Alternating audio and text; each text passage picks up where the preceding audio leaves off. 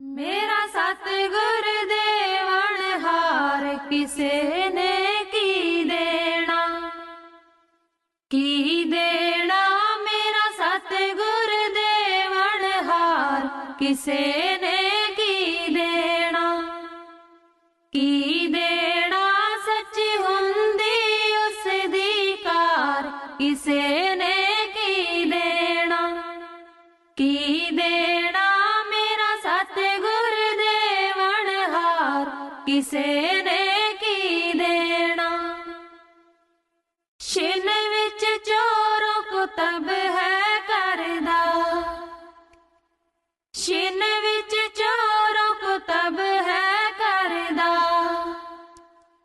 छिन विच रंग पुपारी करदा, छिन विच रंग पुपारी करदा।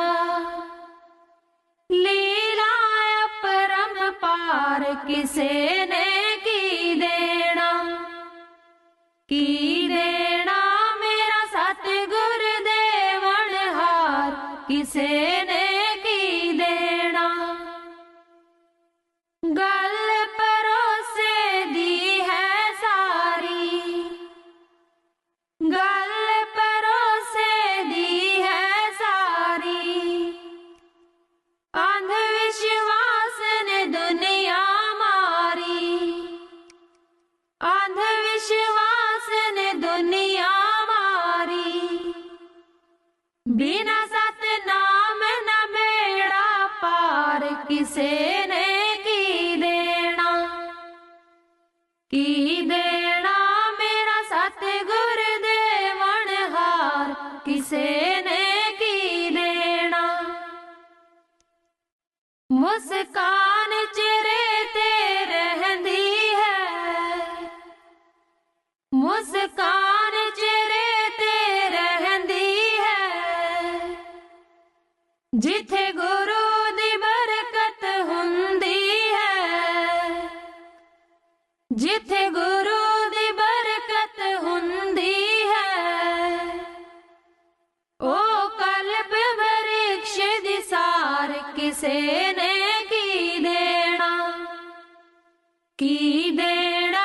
मेरा सतगुर देवण हार किसे ने की देना।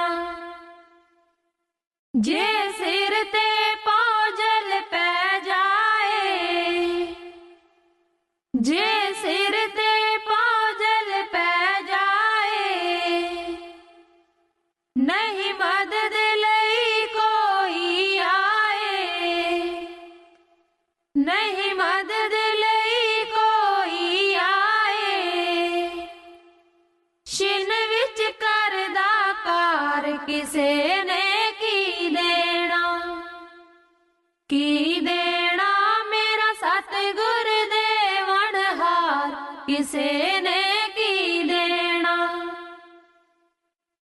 चंदी मौज जे उस दी हो जावे, चंदी मौज जे उस दी हो जावे। देंदा छप्पर पाड़ किसे ने की देना, की देना। सबना दा सरताज किसे ने की देना, की देना। मेरा सतगुर देवण हार किसे ने की देना, किसे ने की देना।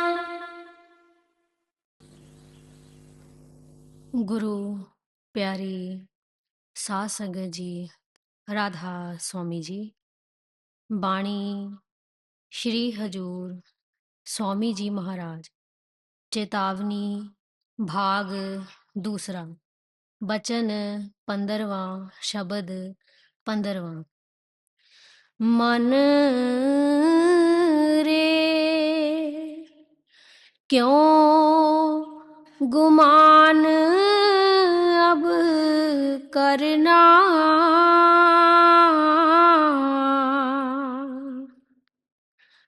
तन तो तेरा खाक मिलेगा।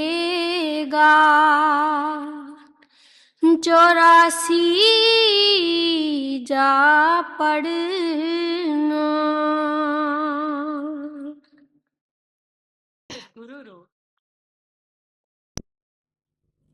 गुरुरु प्यारी सास संगत जी, राधा स्वामी। यह पवित्र वाणी हजूर स्वामी जी महाराज की वाणी है। स्वामी जी महाराज जीवात्मा को शरीर और मन की सच्चाई से रूबरू करवा रहे हैं।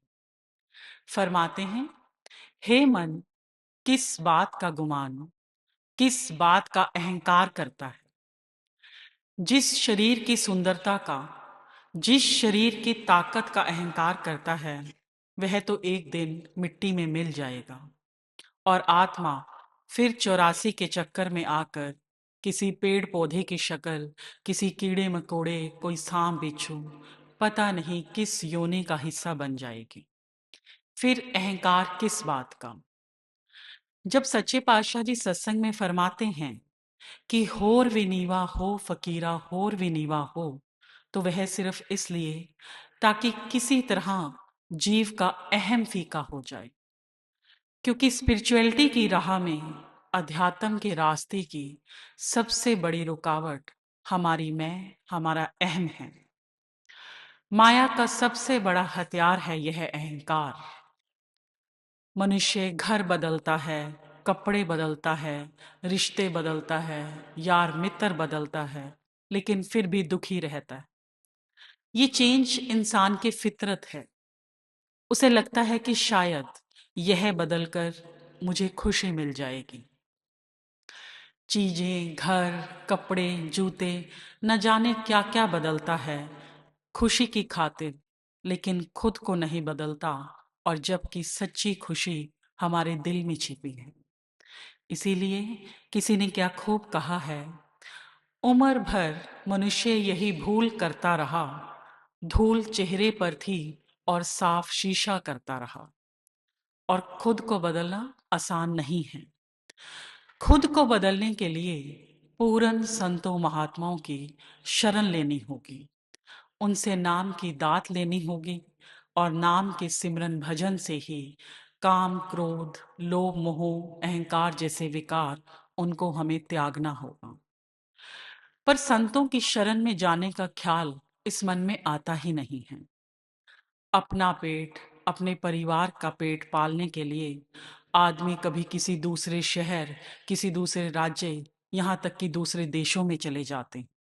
चाहे नौकरी करें, चाहे बिजनेस करें, कितने हजारों किलोमीटर का सफर एक इंसान अपनी रोजी रोटी के लिए करता है, लेकिन आत्मा की तरक्की के लिए, आत्मा का पेट भरने के लिए जरा सा भी आंतरिक सफर नहीं करता। संतों महात्माओं के सत्संग में जाना हो, डेरे में आना हो, सेवा थोड़े दिनों की लग जाए, सब बड़ा मुश्किल लगता है। संत महात्मा समझाते हैं कि ए मन, जरा सोच कि झूठी माया और नश्वर काया के लिए लोग कितना कष्ट उठाते हैं, और फिर भी उन्हें सुख का मुंह देखना आसान नहीं लगता। हे जीव, यदि सच की खोज के लिए, आत्मिक आनंद के लिए जरा सा कष्ट सहन कर लेगा, तो तेरा बेड़ा पार हो जाएगा। सतगुरु की शरण में जाने से जीव का दोनों तरफ से फायदा होता है। एक तो संत भक्ति में सहायता करते हैं, और दूसरा माया में फंसने से बचाते हैं।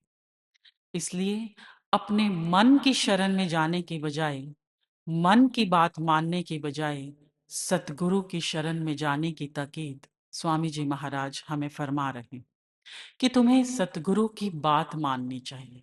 क्यों माननी चाहिए?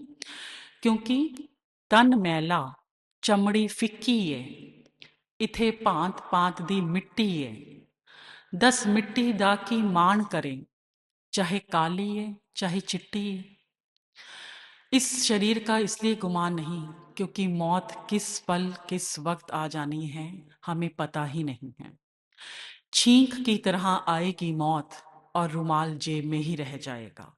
तो अहंकार किस बात का? हमारे मन में आएगा जरूर कि अपनी धन दौलत, अपनी ऐशो इशरत, गाड़ियां, नौकर चाकर, इन सबका अगर हमारे पास है तो हमें अच्छा तो महसूस देगा ही। तो इसमें अहंकार की बात ही क्या है?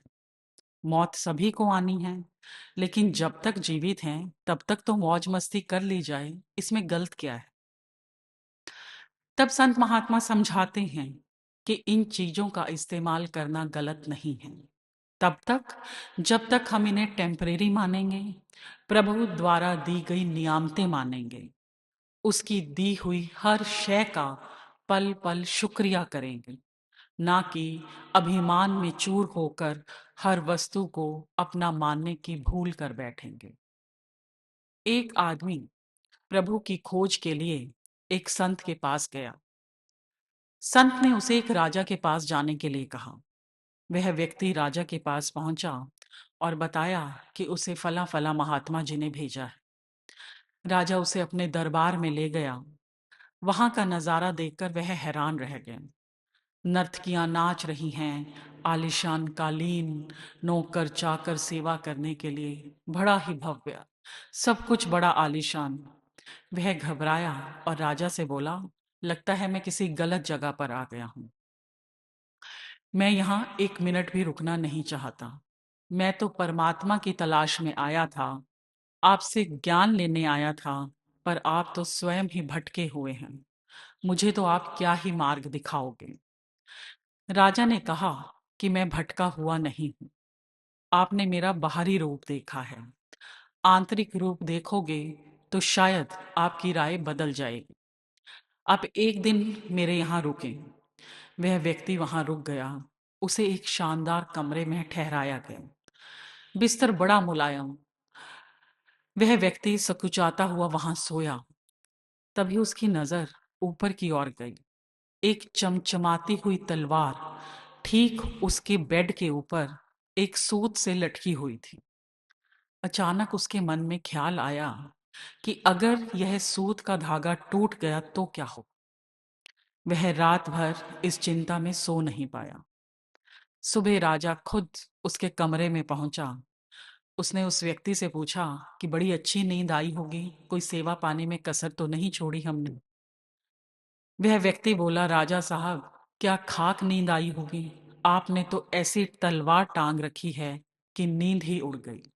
इस पर राजा ने मुस्कुरा कर कहा, इसी तरह मौत की तलवार मेरे ऊपर टंगी रहती है। मेरे सामने एक से बढ़कर एक चीजें होती हैं, पर मेरा ध्यान मौत की तरफ रहता है। अगर हर व्यक्ति यह मानकर चले कि सब कुछ होने के बावजूद असल सच्चाई मौत है और मौत के बाद 84 तैयार है, तो वह सब चीजों का यूज तो करेगा, लेकिन उसमें लिप्त नहीं होगा। जो बात स्वामी जी महाराज हमें समझाने की कोशिश कर रहे हैं। हाँ जी। दीन गरीबी चित में धरना, काम क्रोध से बचना। स्वामी जी महाराज अपनी वाणी से हमें वे सारे तरीके बता रहे हैं जो अध्यात्म की राह पर चलने के लिए जरूरी हैं। फरमाते हैं, दीन गरीबी चित्त में धरना, काम क्रोध से बचना। सही मायने में दीनहीन बनने की प्रेरणा हम जीवों को दे रहे हैं। गरीब होने का मतलब पैसे से गरीब होना नहीं, या चीजों की कमी होना नहीं है। चीजों का अभाव हमें वह गरीबी देता है जिससे हम परेशान रहते हैं, और संत महात्मा हमें परेशान नहीं करना चाहते। संतों महात्माओं का गरीबी से मतलब मन से फकीर होना है। जो फकीरी मिजाज रखते हैं वो ठोकरों में ताज रखते हैं। जिनको कल की फिक्र नहीं, वो मुट्ठी में आज रखते हैं। दिल से गरीब होना मतलब कल की चिंता नहीं। एक गरीब व्यक्ति दिहाड़ी करता है, उसे शाम को उसकी तनख्वाह या दिहाड़ी मिल जाती है। अगले दिन के लिए वह फिर कल के बारे में नहीं सोचता कि कल जब होगी दिहाड़ी मिलेगी तो हमारा काम चल जाएगा। इस तरह की गरीबी, इस तरह की दीनहीन बनने की बात स्वामी जी महाराज कर रहे हैं। एक बार दो राजाओं में लड़ाई हो गई। एक राजा जीत गया और एक हार गया। अब जो राजा जीत गया, उस राजा के परिवार के सारे लोग मारे गए। अंत में राजा ने सोचा कि अब परिवार तो कुछ बचा नहीं, अब शासन करके क्या ही करूंगा। जो भी राज्य में बचा होगा उसी को शासन की बागडोर सौंप दूंगा और खुद जंगल में चला जाऊंगा। ऐसा सोचकर राजा निकला अपने वंशज की तलाश में। उसे एक आदमी दिखा जो जंगल में रहता था। राजा ने उससे कहा कि तुम्हारी जो इच्छा है वह मांग लो। राजा ने यह सब इसलिए कहा कि राज्य से बढ़कर तो ये क्या ही मांगेगा, कि हर कोई यही सोचेगा कि मैं राजा से उसका शासन ही मांग लेता हूं। वह व्यक्ति बोला, जो मांगूंगा क्या वो दोगे? राजा बोला, बिल्कुल दूंगा। वह व्यक्ति बोला कि मुझे ऐसा सुख दो जिसके बाद कभी दुख ना आए। अब राजा सोच में पड़ गया कि ऐसा कौन सा सुख है जिसके बाद दुख ही ना आए। अब ऐसा सुख तो उस ज्ञान में है जिससे यह पता चल जाए कि बाहर सुख है ही नहीं, असली सुख शरीर के भीतर है। किसी भी चीज की इच्छा ना रहे, एक्सपेक्टेशन ना रहे, तो सुख ही सुख है। लेकिन संसार के अंदर ऐसा कोई सुख नहीं जिसके बाद दुख ना हो। तब राजा ने कहा कि तुम मुझे माफ करो, क्योंकि यह चीज मैं तुम्हें नहीं दे सकता, तुम कुछ और मांगो। तो वह आदमी बोला, फिर मुझे ऐसा जीवन दो जिसके बाद मरण ना आए। अब यह भी संभव नहीं था। शरीर जिस रूप में भी, जिस योनि के अंदर भी संसार में जन्म लेगा, मृत्यु तो होगी ही होगी, देर सवेर सभी को मरना है। अब राजा ने उससे फिर माफी मांगी कि मैं तुम्हें यह भी नहीं दे सकता, कुछ और मांग लो। वह व्यक्ति बोला कि अच्छा, फिर आप मुझे ऐसी जवानी दीजिए जिसके बाद बुढ़ापा ना आए। अंत में राजा ने हाथ जोड़ दिए, क्योंकि राजा समझ गया था कि यह व्यक्ति अंदरूनी तौर पर संतुष्ट है, अंदरूनी तौर पर दीनहीन है, प्रसन्न है, इसकी आत्मा आनंद में है। जिसको कछु ना चाहिए सो ही शहंशाह। जो भीतर से खुश है वह बाहरी खुशियों का चाहवान है ही नहीं। वह अंदर से अमीर है, उसके पास संतोष सबर रूपी धन है। स्वामी जी महाराज इसी दीनता, इसी सब्र, इसी निमानेपन की बात अपने इस शब्द में कर रहे हैं, जो हमें अपने चित्त में रखने हैं, ताकि हम काम क्रोध रूपी विकारों से बचे रहें। अब किसी गरीब इंसान की अगर हम बात करें तो वहां वो किसी से कहाँ गुस्सा होता है। वह तो बेचारा खुद ही डर कर रहता है कि कहीं कोई गलती ना हो जाए और उसकी दिहाड़ी या तनख्वाह ना कट जाए।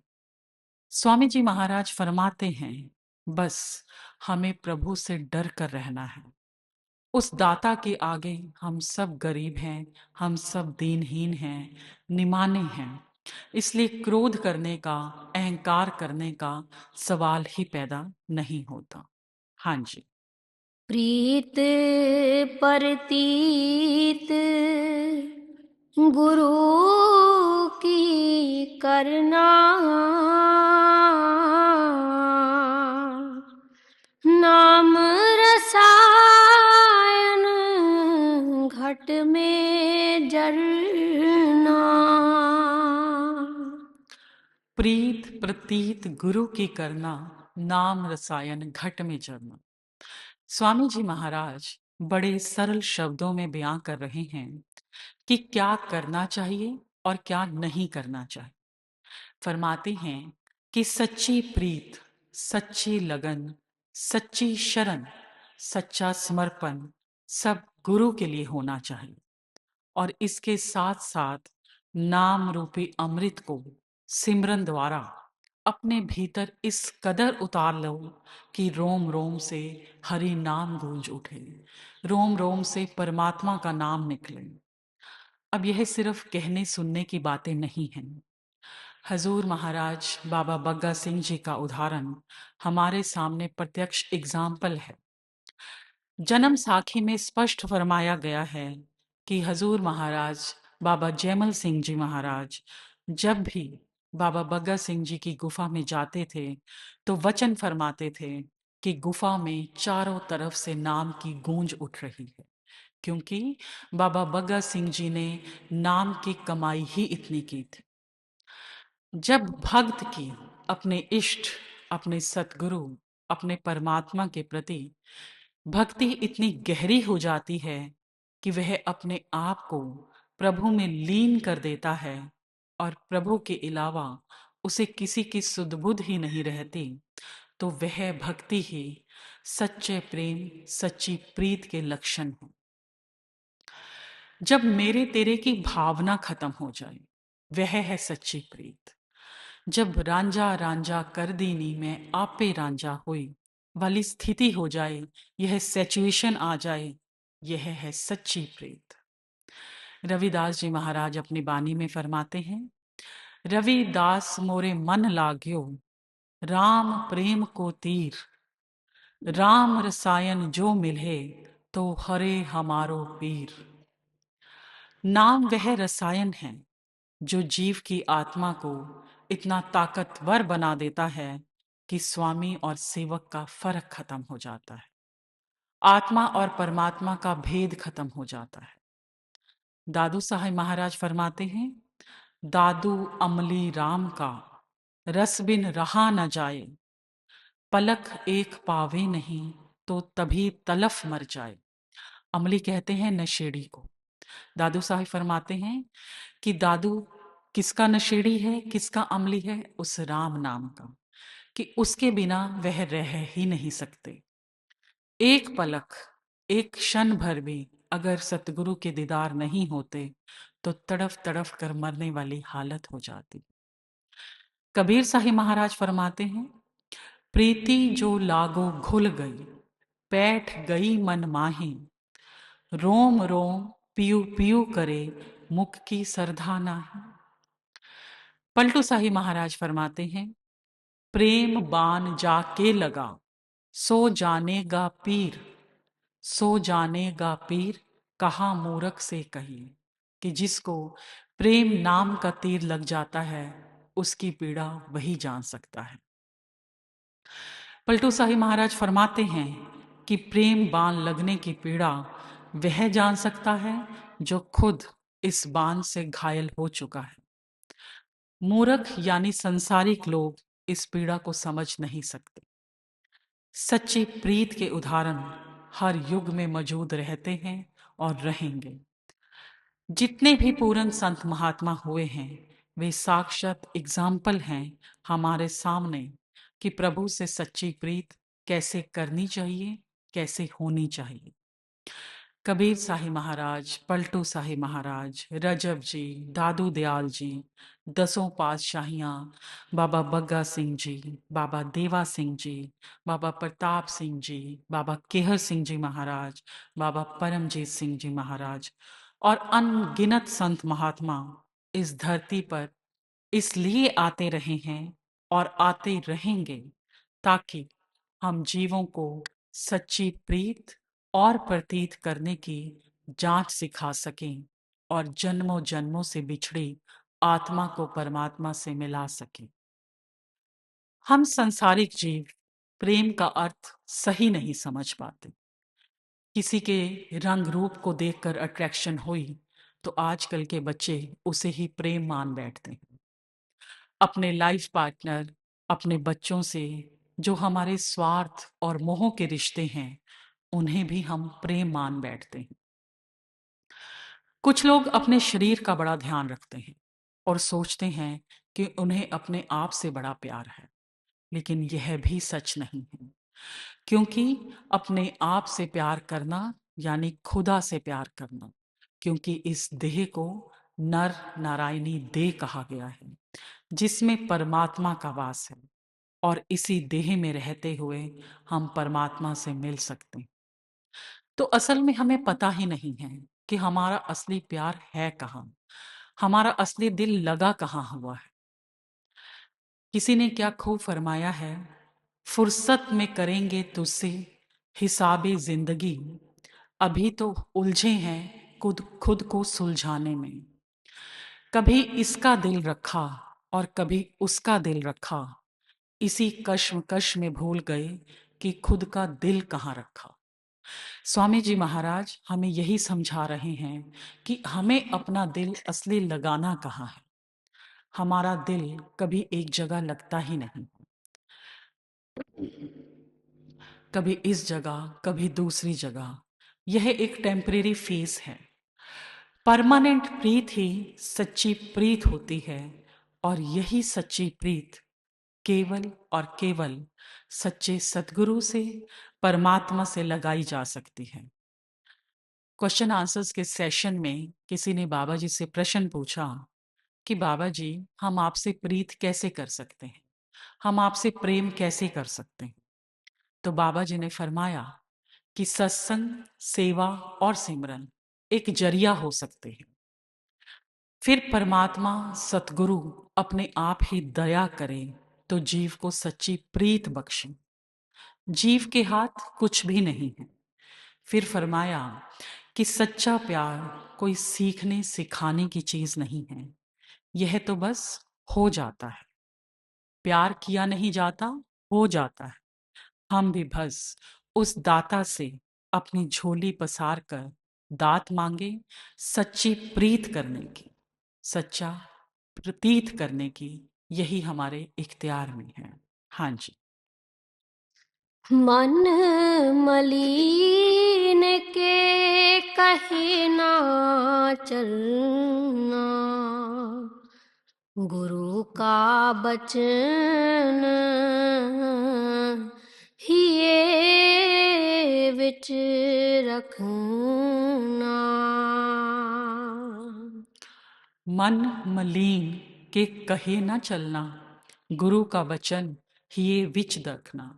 स्वामी जी महाराज मन को मलीन कह रहे हैं। मलीन यानी गंदा। वैसे मन ब्रह्मलोक से आया है, लेकिन इस माया नगरी में आकर हमारा मन मलीन हो गया है। मन असल में खुद भी भूल बैठा है कि वह भ्रम का अंश है, और आत्मा को भी गलत राह पर चलाना चाहता है, ताकि उसे भी यह याद न आए कि वह सतनाम रूपी समुद्र की बूंद है। इसे स्वामी जी महाराज जीवात्मा को सचेत कर रहे हैं कि मन तुम्हारा दुश्मन है, और ताकतवर दुश्मन है। उसका कहना बिल्कुल नहीं मानना है, और ना ही उसके कहे अनुसार चलना है, बल्कि सतगुरु के वचन को सिर माथे पर रखना है।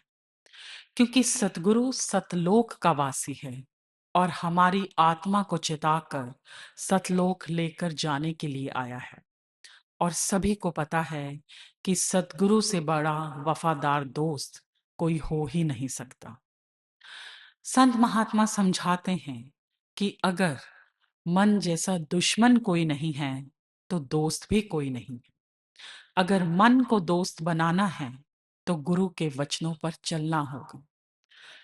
मन बड़ा अड़ियल स्टूडेंट है, तो उसे सीधे साधे टीचर की नहीं, बल्कि पूरन सतगुरु जैसा टीचर चाहिए, सीधे राह पर लाने के लिए।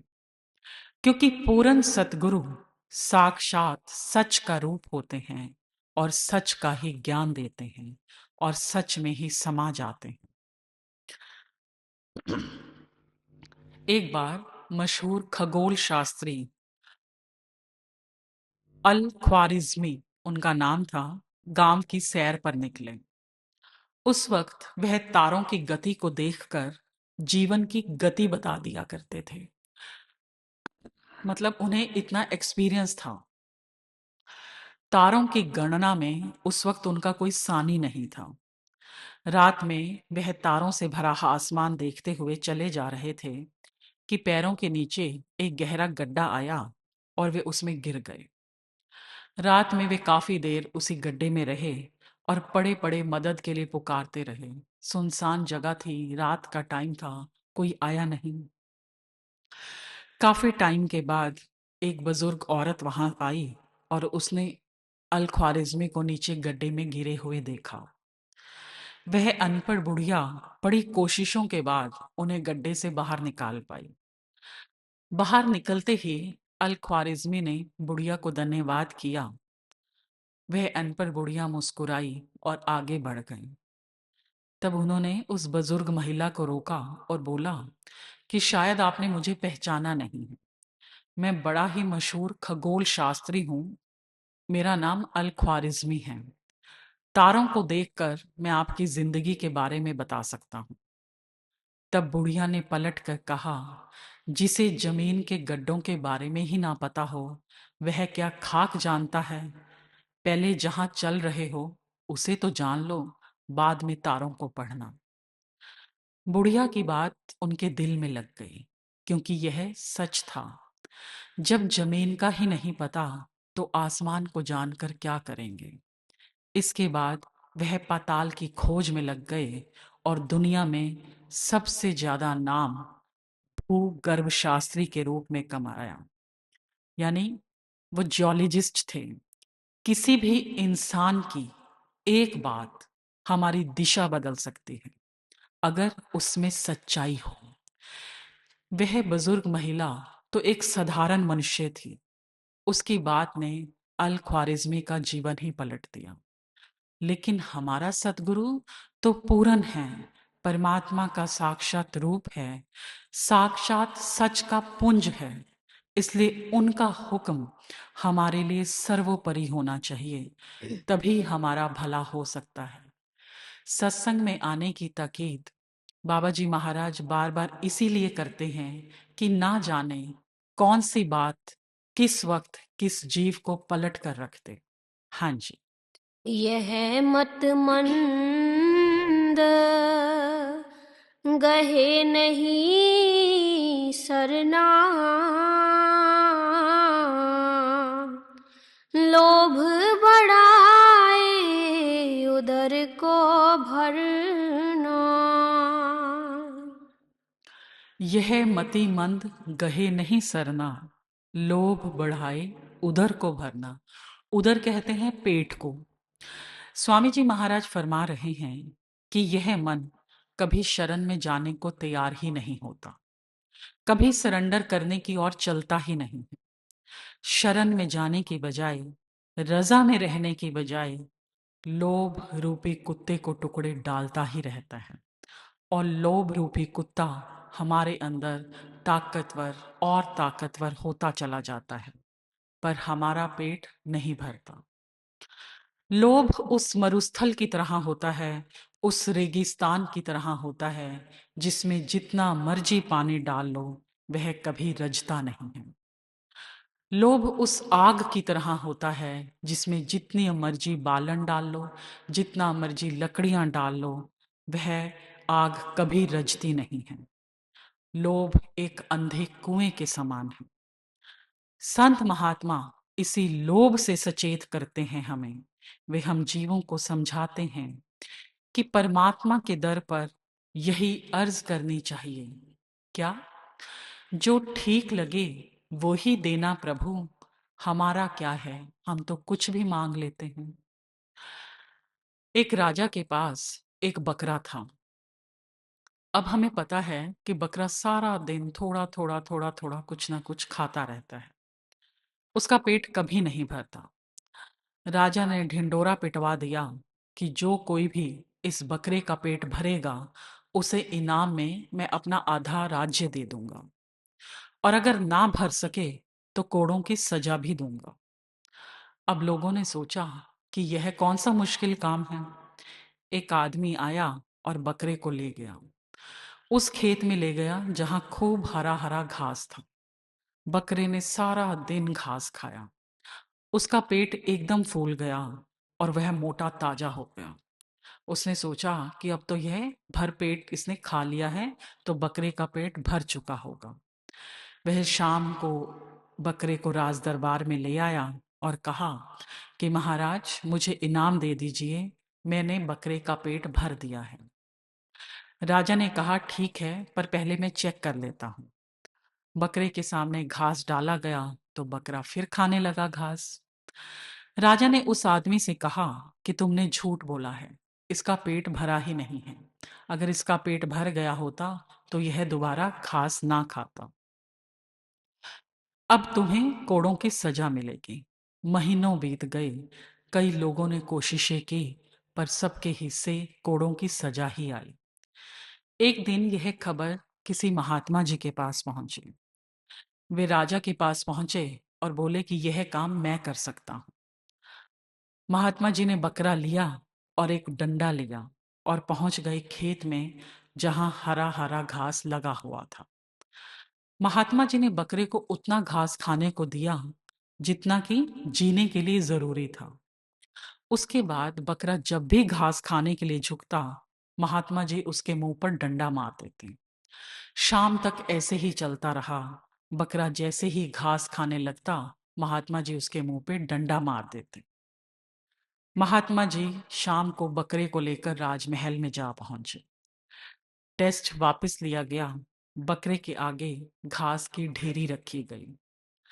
घास आगे है, पर बकरा महात्मा जी की ओर और महात्मा जी के हाथ में डंडे की ओर देख रहा है और घास नहीं खा रहा। महात्मा जी समझाते हैं कि यह मन बकरा है, जिसका पेट कभी नहीं भरता है, पर जब सत्संग, सेवा, सिमरन, धैर्य रूपी डंडे इस पर पड़ते रहते हैं तो यह काबू में रहता है। फिर ना इंद्रियों के घोड़े दौड़े, जब इन पर संयम के कोड़े पड़े। यही बात स्वामी जी महाराज हमें समझा रहे हैं कि यह मतिमंद गहे नहीं सरना, लोभ बढ़ाए उधर को बढ़ना। यह लोभ रूपी पेट हमारा कभी भरता ही नहीं है। मन के कहे लग कर ही हम यह काल का 84 का चक्कर बड़े अच्छे से चल रहा है और हम इसमें फंसे रहते हैं। ये सारे तरह के झगड़े फसाद सब मन के पैदा किए हुए हैं। आज पूरी दुनिया में इतनी युद्ध की स्थिति बनी हुई है, किस लिए? थोड़ी सी जमीन के टुकड़ों के लिए, तेल की खातिर, अपनी सुपर पावर दिखाने के लिए। ये सब हमारा लोभ है। देश देश का दुश्मन, राज्य राज्य का दुश्मन, परिवार परिवार का दुश्मन, भाई भाई का दुश्मन, ये सब इस मन के पसारे हैं। और मन ने ये सब पसारे सबसे बड़ा शत्रु लोभ से फैलाए हुए। और इसी के लिए स्वामी जी महाराज हमें सचेत कर रहे हैं।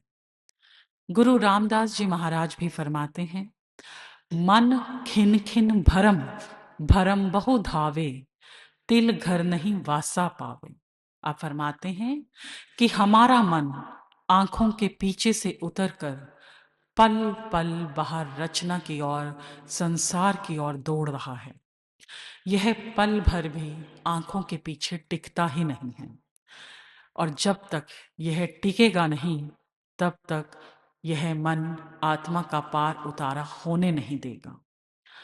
बाबा जी महाराज समझाते हैं कि परमात्मा हमारे अंदर है, पर हमें नजर नहीं आता, सिर्फ और सिर्फ इस मन की वजह से। सच्चे पातशाह गुरु नानक देव जी महाराज फरमाते हैं, मन जीते जग जीत। मन को जीतेंगे तो बात बनेगी, पर यही काम सबसे मुश्किल काम है।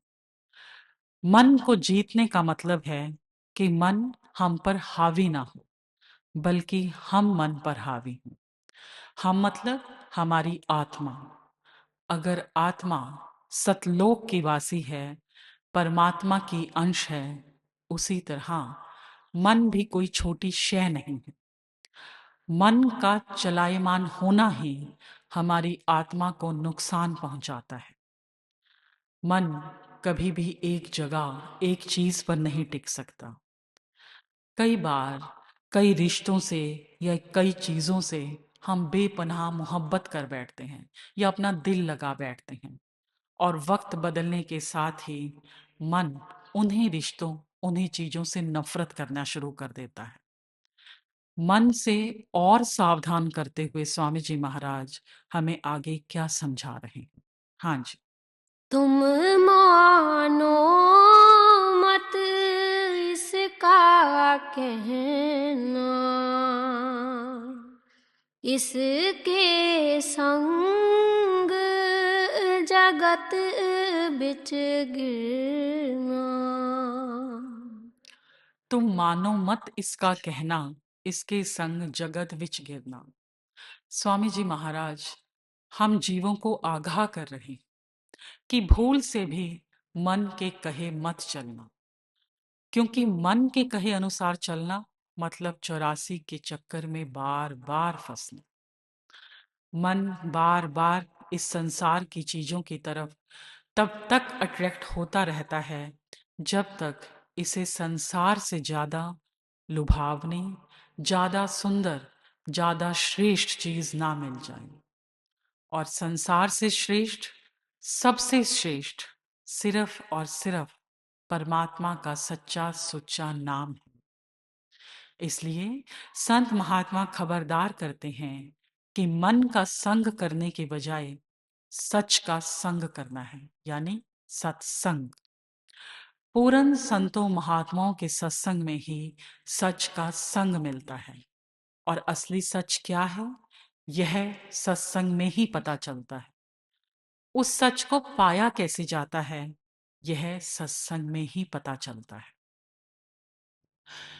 सत्संग की इतनी महिमा क्यों है? एक संत के पास एक बहरा आदमी सत्संग सुनने आया करता था। उसके कान तो थे, पर वे नाड़ियों से जुड़े हुए नहीं थे। एकदम बहरा, एक शब्द भी वह सुन नहीं सकता था। किसी ने संत जी से कहा कि बाबा जी, ये जो बूढ़े आदमी बैठे हुए हैं, वे कथा सुनते सुनते हंसते तो हैं, पर एकदम बहरे हैं। ये एक तो तब हंसते हैं जब सभी हंसते हैं, या फिर कई बार अनुमान लगाकर हंसते हैं कि शायद ये हंसने की बात होगी। संत ने कहा कि अगर बहरा है तो सत्संग सुनने क्यों आता है? रोज एकदम टाइम पर पहुंच जाता है, बीच सत्संग से उठकर भी नहीं जाता। फिर सोचते हैं कि अगर बहरा है तो सत्संग तो सुन ही नहीं पाता होगा, और अगर सुनता नहीं तो रस भी तो नहीं आता होगा। महात्मा जी ने उस वृद्ध को बुलाया और उसके कान के पास ऊंची आवाज में कहा, सत्संग सुनाई देता है? उसने कहा, क्या बोले महाराज? संत जी ने फिर उसके कान के पास और ऊंची आवाज में पूछा। वृद्ध ने फिर वही जवाब दिया कि क्या बोले महाराज। संत समझ गए कि ये बूढ़ा आदमी एकदम बहरा है। संत जी ने सेवादार से कागज और पेन मंगवाया और लिख कर पूछा। वृद्ध ने लिखा कि मेरे कान पूरी तरह से खराब हैं, एक शब्द भी मैं सुन नहीं सकता। अब सारी बातें लिख कर हो रही हैं। अब लिखना शुरू हुआ। महात्मा जी ने पूछा कि फिर तुम सत्संग में क्यों आते? उसने लिखा कि महात्मा जी, मैं सुन तो नहीं सकता, लेकिन यह सब समझता हूं कि संत जब भी सत्संग करते हैं पहले परमात्मा के प्रेम में डुबकी मार कर आते हैं। लेकिन जब संसारी आदमी बोलता है तो उसकी वाणी मन और बुद्धि को छू कर आती है। लेकिन संत जब बोलते हैं तो उनकी वाणी आत्मा को छू कर आती है। मैं आपकी अमृत वाणी सुन तो नहीं सकता, पर वह वाणी मेरे शरीर को छूती है, मेरे रोम रोम को छूती है। तो हो सकता है वह वाणी मेरे शरीर का भला कर दे। दूसरी बात, आपका सत्संग सुनने जो संगत आती है, उनके बीच बैठने का पुण्य मुझे मिलता है। संत समझ गए कि ये बड़ी ऊंची समझ और ऊंची समझ के मालिक हैं। संत ने कहा, पर मैं यह जानना चाहता हूं कि आप हर रोज सत्संग टाइम पर आते हैं और आगे बैठते हैं, ऐसा क्यों? वह वृद्ध आदमी बोला, मैं परिवार में सबसे बड़ा हूं। बड़े जैसा करते हैं छोटे भी वैसा ही सीखते हैं। मैं सत्संग में आने लगा तो मेरा लड़का भी यहाँ आने लगा। शुरू में किसी न किसी बहाने से मैं उसे यहाँ ले आता था। वह आया तो उसे भी रस आने लगा। फिर धीरे धीरे वह अपनी पत्नी को ले आया, पत्नी बच्चों को ले आई। अब सारा परिवार सत्संग में आने लगा है। परिवार को अच्छे संस्कार मिले, सच का संग मिला, जिससे हमारे परिवार बुरे कर्म करने से पहले 10 बार सोचता है।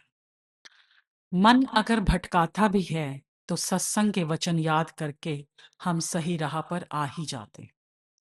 सत्संग में आने का लाभ ही लाभ। धीरे धीरे फिर मन को भी सच का ज्ञान हो ही जाएगा कि वह त्रिकुटी का रहने वाला है। अब कितनी ऊंची बात सत्संग में आने की इस स्टोरी के माध्यम से हमें मिलती है। बाबा जी हमेशा फरमाते हैं कि आप अपने छोटे छोटे बच्चों को भी सत्संग में लाओ। बेशक वे आपको यहाँ तंग भी करेंगे, उन्हें समझ भी कुछ नहीं आएगा, लेकिन धीरे धीरे सत्संग का ऑरा उनके मन को, उनके शरीर को इफेक्ट करता है। लेकिन हम क्या सोचते हैं कि बच्चे बड़े हो जाएं, आ जाए उन्हें, तब उन्हें हम सत्संग में लेकर आए। लेकिन कच्ची मिट्टी को ढालना आसान है, जब मिट्टी पक जाए तो फिर तो वह टूटती ही है। इसलिए बाबा जी महाराज कहते हैं कि छोटे होते से ही अपने बच्चों को सत्संग में आने की कोशिश करनी चाहिए। स्वामी जी महाराज भी मन का संग करने को इसीलिए मना कर रहे हैं कि जब तक मन भी सच को जान ना ले, तब तक उसको सत्संग में बार बार लाते रहो। एक दिन वह जरूर जान जाए। हाँ जी। इस मूरख को समझ पकड़ना, गुर के चरण कभी ना बिसरना। इस मूर्ख को समझ पकड़ना, गुरु के चरण कभी ना बिसरना। बिसरना मतलब भूलना जाना। स्वामी जी महाराज समझा रहे हैं कि अगर हमारा वास्ता किसी ना समझ, किसी ढीठ, जिद्दी, बेवकूफ इंसान से हो जाए तो क्या हम उसकी सुनते हैं? या अगर वो कोई हमें बात कहे तो क्या हम उसका कहना मानते हैं? या बल्कि उसको अनसुना कर देते हैं, उसको इग्नोर करते हैं? ऐसे ही हमारा मन मूर्ख है, ढीठ है, जिद्दी है। हमें इसे इग्नोर करना ही होगा। बेमतलब उसे तवज्जो देनी ही नहीं है। हमें पता होना चाहिए कि हमारा मन हमें जो सलाह देगा, हमारा नुकसान ही होगा अगर हम उसकी सलाह को मानेंगे। अगर 84 में फंसना है तो मन के चरण पकड़ लें, और अगर 84 से बाहर निकलना है तो गुरु के चरण पकड़ लें। यह एक सीधा सा कानून है, एक सीधा सा फार्मूला है जो संत महात्मा अपने सत्संगों में हमें समझाते हैं। पूर्ण संतों महात्माओं के चरणों में सारे खंडों ब्रह्मांडों का राज है, इसलिए उनके चरणों में सदा चित लगाकर रखना चाहिए। पूर्ण गुरु जब भी धरती पर आते हैं तो जीव पर दया ही करने आते हैं। डायरेक्ट, इनडायरेक्ट, किसी भी रूप में संत जीवों पर दया ही करते हैं। एक सत्संगन टीचर थी, हायर क्लासेस को पढ़ाया करती थी। उस एरिया में उस स्कूल का बड़ा नाम था। उस स्कूल में इंस्पेक्शन के लिए एक बड़े ऑफिसर अपनी टीम के साथ आए। उस दिन उन्होंने 5-6 टीचर्स को अपना काम सही से करते हुए नहीं देखा, तो उन टीचर्स को डिमोट कर दिया।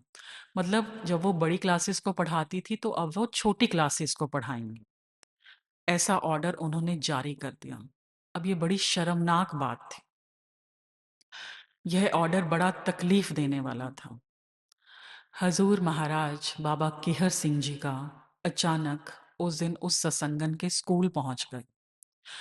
छुट्टी हो चुकी थी। बाबा जी ने कहा घर चलो। उस टीचर का कोई ठिकाना ही नहीं रहा खुशी का। सामने हजूर की कार खड़ी थी। वह बाबा जी की कार में बैठकर घर आई। बाबा जी ने कहा प्रसादा तैयार कर। उसके पड़ोस में ही 2 टीचर्स रहती थी जिनको उस दिन डिमोशन मिली थी। दुखी तो वे बहुत थी, पर उन्होंने सोचा कि संत पधारे हैं पड़ोस में, सेवा में हाजिर होना चाहिए। एक अपने घर से सब्जी बना लाई, एक आटा गूंद लाई, मतलब कुछ ना कुछ इस तरह की सेवा करके वे वहां उस सत्संगन के घर पहुंच गई जहां हजूर ठहरे हुए थे। पूरी सेवा करके बाबा जी के सामने पेश हुई। उन दोनों टीचर्स ने अपनी फरियाद बाबा जी के सामने रखी। बाबा जी ने उनकी सारी बात सुनी और फरमाया कि तुम चिंता मत करो, सब ठीक हो जाएगा, जैसे पहले था वैसे ही हो जाएगा। अब बाबा जी की दया पर उन्हें पूरा भरोसा और पूरा विश्वास कि संतों ने वचन फरमाए हैं, संत पूरन हैं तो वचन भी पूरन होंगे ही। अब वे अपने घर में आसपास अपनी सहेलियों को, टीचर्स को, जिसको भी बताएं, सब उसके उनके ऊपर हंसें और वे कहें कि नहीं, हमें तो बाबा जी ने ये वचन फरमाए हैं। सभी सुनते तो जरूर, मगर उन्हें लगता कि ये तो पॉसिबल ही नहीं है, क्योंकि ना तो तुम्हारी कोई जान पहचान है, ऊंचे लेवल की सिफारिश नहीं है, तो तब ये सब कैसे होगा। जो सबके लिए इम्पॉसिबल था वह काम हजूर की दया से हो गया। उनकी वापस प्रमोशन हो गई, बिना सत्संग सुने, बिना नामदान लिए, केवल दर्शन मात्र, थोड़ी सी सेवा के फलस्वरूप उनका बिगड़ा काम बाबा जी ने अपनी दया से कर दिया। तो साथ संगत जी, हमें तो नामदान भी मिल गया है, सत्संग और सेवा का भी हम हिस्सा कभी कभी बन ही जाते हैं, पर फिर भी अविश्वासी क्यों हो जाते हैं? क्यों हमारा भरोसा डोल जाता है? हमारा क्यों गुरु के चरण छोड़कर इधर उधर भागने का मन करता है? क्यों हम इधर उधर भटकना शुरू कर देते हैं, सिर्फ मन के कहे लगकर? हम क्यों भूल जाते हैं कि गुरु कभी किसी का बुरा कर ही नहीं सकते। वे तो दया के सागर हैं और दया ही सब में बांटते हैं, क्योंकि वो लेकर ही दया आए हैं। इसलिए जो भी हम सब की जिंदगी में हो रहा है या चल रहा है, वह बिना डोले हमें रजा मानकर, हुक्म मानकर अपनाना चाहिए। मन के कहे लगकर गुरु को विसारने की भूल कभी नहीं करनी चाहिए। अगर गुरु के चरणों में अपनी मत, अपना चित्त, अपनी बुद्धि लगाएंगे तो मन भी अपने आप पवित्र होना शुरू हो जाएगा। जहां हमारी अनुमति के बिना, हमारी परमिशन के बिना कोई बुरी चीज फटक भी नहीं पाएगी, कोई बुरे विचार हमें छू नहीं पाएंगे, कोई वैर विरोध, कोई पाखंड, कोई ईर्ष्या, कोई विकार हमारे अंदर आ ही नहीं पाएंगे, क्योंकि हमारा ध्यान गुरु के चरणों में होगा। उन्हें अंधेरे में भी रास्ता होगा जिनका सतगुरु से वास्ता होगा। बस हमें सतगुरु से वास्ता नहीं छोड़। हाँ जी।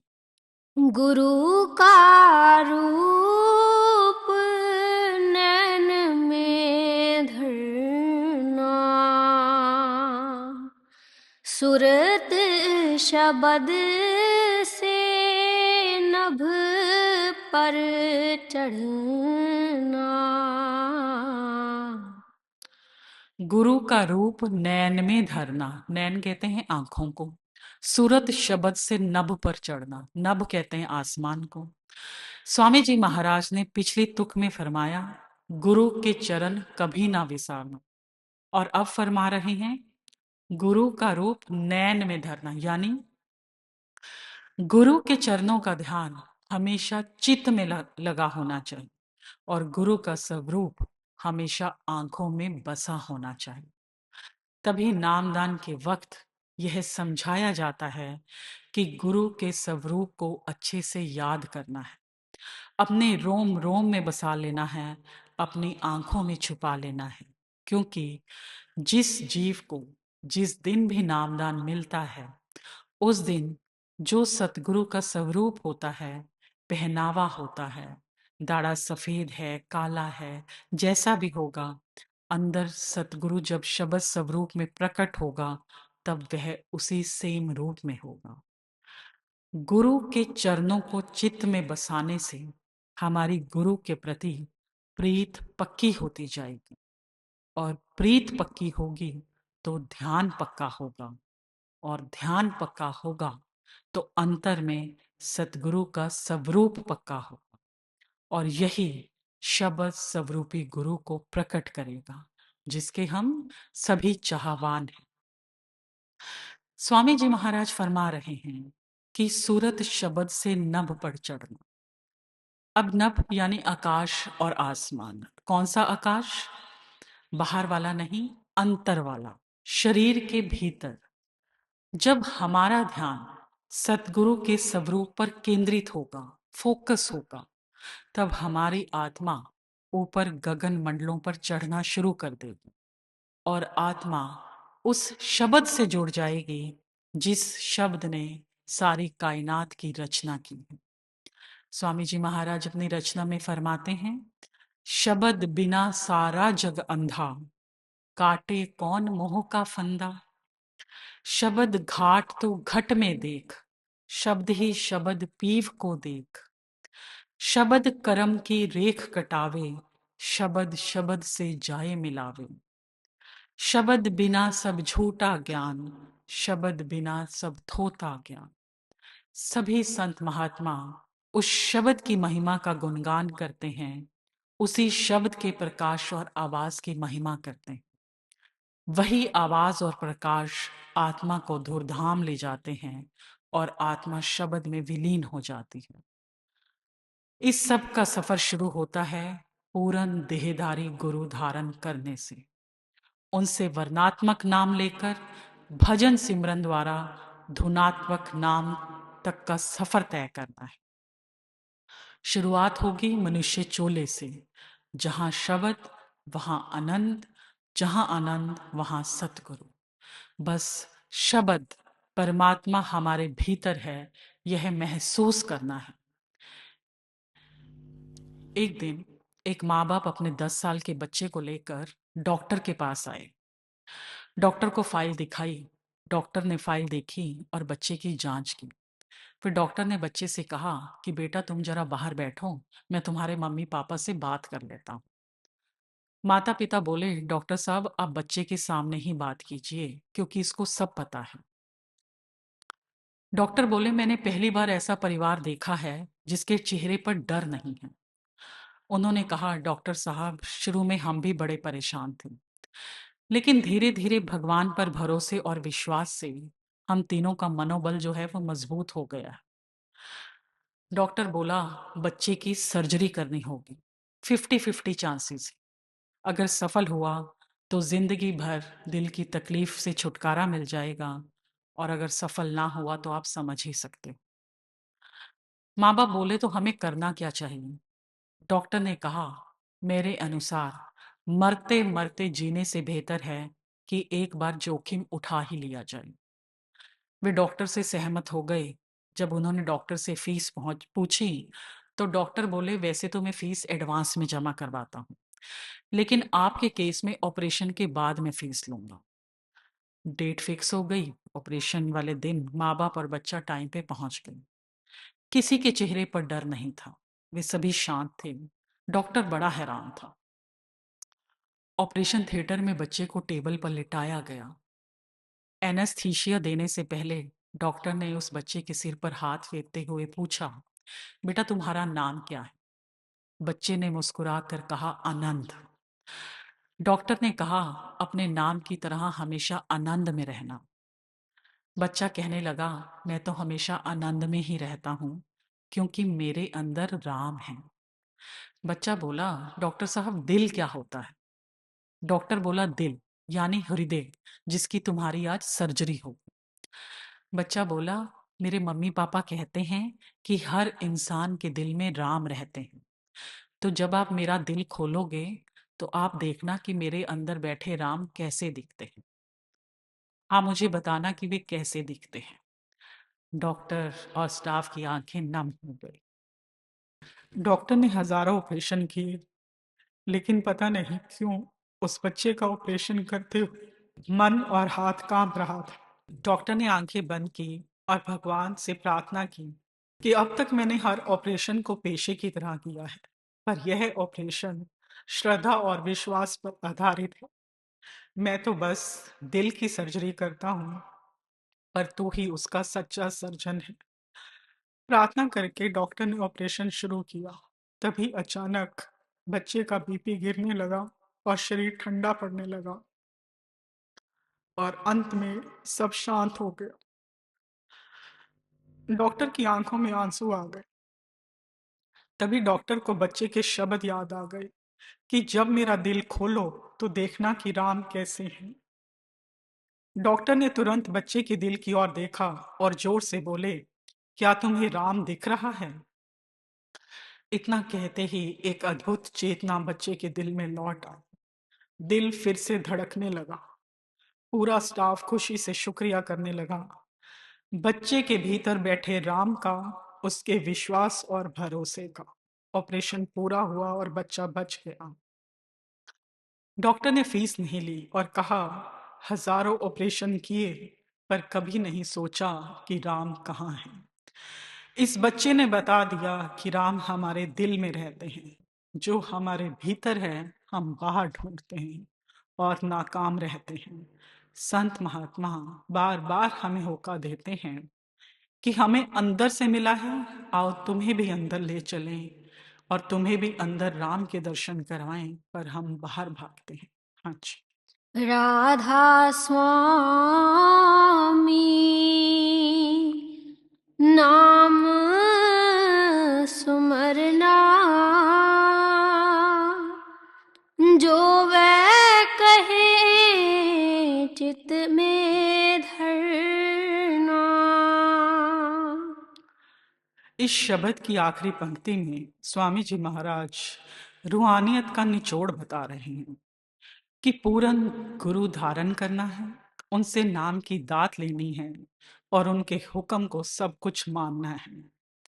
अगर वे सेवा को कहें तो सेवा करनी है, अगर भजन सिमरन को कहें तो भजन सिमरन करना है, अगर सत्संग सुनने को कहें तो सत्संग करना है। अगर वे कहें कि कुछ नहीं करना तो कुछ नहीं करना है। कहने का तात्पर्य उनकी रजा में रहना है। जो वे कहें सिर माथे पर, क्योंकि लेख लिखने वाला सतगुरु, मिटाने वाला सतगुरु। तू है हमारे पास तो किस बात की चिंता।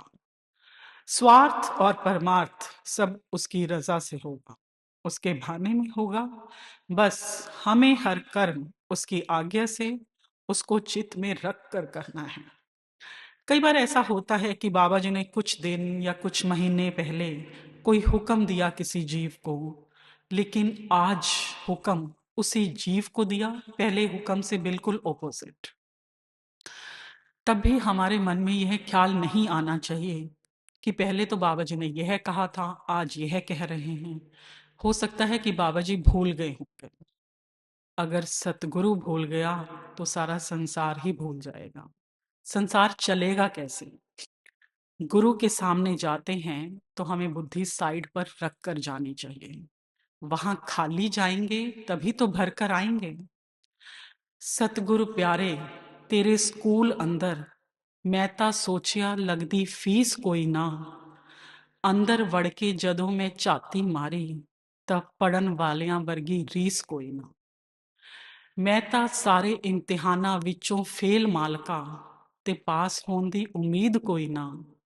ਸਭ ਦੇ ਪਿੱਛੇ ਪਾਵੇਂ ਮੈਨੂੰ ਰੱਖ ਲਈ, ਮੈਨੂੰ ਤन्ने ते मेरा वर्गी रीस कोई ना। तो गुरु के दर पर हम हाजिरी देते रहें, दरवाजा खटखटाते रहें, अरदास करते रहें। किसी से कोई रीस नहीं, कोई कंपैरिजन नहीं। पास हो ही जाएंगे। वह सबको पास करेगा, सबको लेकर ही जाएगा। राधा स्वामी। गुरु का रूप नैन में धरना, सुरत शब्द से नभ पर चढ़ना। राधा स्वामी नाम सुमरना, जो वह कहे चित में धरना। राधा स्वामी। राधा स्वामी जी। रचना बाबा केहर सिंह जी। कागा खाली मास मेरा छेड़ी ना किया, गुरा दे दीदार लई सांब सांब रखिया। देविक सुनेहड़ा परताप सिंह प्यारे नू खाई जांदे मास मेरा, गिर जाते कुतिया। मिला दे तू कागा मेरा मुर्शद प्यारा वे, खिलावांगी मैं चूरियां जो कुट कुट रखिया। खालई मास मेरा छेड़ी ना किया, गुरा दे दीदार लई सांब सांब रखिया। आंदरा भी खालवी दिल नू भी खालवी, मुर्शद दा दीदार एक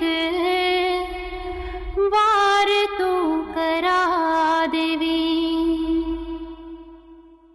थोड़े समय तक हो जाना किनारा है, गोरा दे दीदार दिया भुखा नहीं उलथिया। खालई कलेजा मेरा छेड़ी ना किया, गोरा दे दीदार लई सांब सांब रखिया। तन बाबा भगा सिंह अखां विच आ गए, पूछया है बेटा तुम क्यों घबरा गए। कच्चा है शरीर तेरा कच्चियां ने अखियां, घुरा दे दीदार लई सांब सांब रखिया। ले गए काट के हंस सच खंड नू, चंदी सच्चा राधा स्वामी सचिया ने बत्तियां। ले गए काट के हंस सच खंड नू, चंदी सच्चा राधा स्वामी सचिया ने बत्तियां। कागा खाले मास मेरा खालवी अखियां, गुरा दे दीदार लई सांब सांब गोरा